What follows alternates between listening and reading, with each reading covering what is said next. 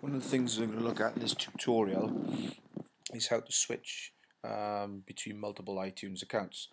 One of the things I'm using at the moment is a package called Reflections, which if you've got a Mac, actually I think it might work on a PC as well. You can reflect your iPad onto your screen. So it's if you haven't got Apple TV in your room, it's a good thing to invest in. I think it was something like $9, but I could be wrong on that one. Right, okay, so if we want to switch between our iTunes accounts, one of the biggest things that we really need to sort out in the next couple of weeks really is departmental iTunes accounts. Now, obviously people have all had iPads now and set up probably individual iTunes accounts or even their own personal accounts. That's not a problem.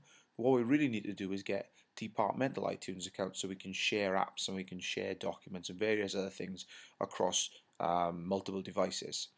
Right, I've got into the App Store here, and you'll see at the bottom of the page the Apple ID, which is my personal iTunes account.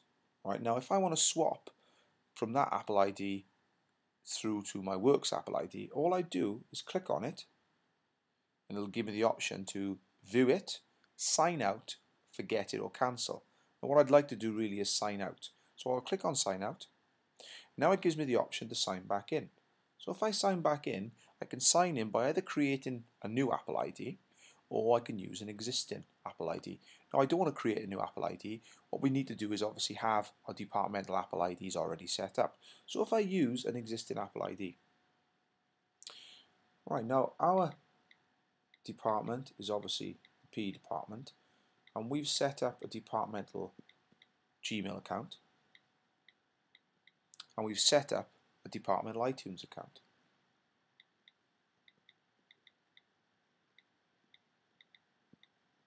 Okay, so I'm just putting the passwords in,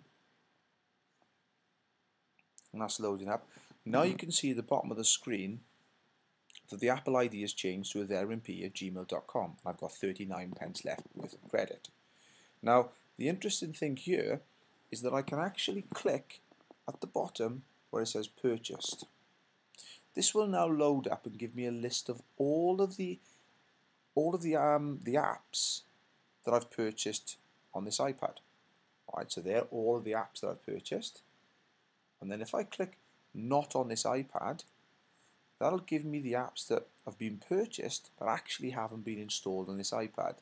Now this is a really good thing that you can do, because if you imagine you've logged out and logged into your personal iTunes account where you may have bought a number of apps that you think, well, I'd want to use those for work. So you could log out, log back into that account, click not on this iPad, and this now gives me the option to install any of these apps on this iPad. So if I go through and think, okay, well actually I wouldn't mind having a piano on this iPad. Alright, I'm going to click on it, and then you can see that the piano app is now installing. Alright, now I can do that with any one of those apps. So it's all, which will show me all of the apps that I've purchased with this Apple ID. Not on this iPad shows me the apps that actually haven't been installed.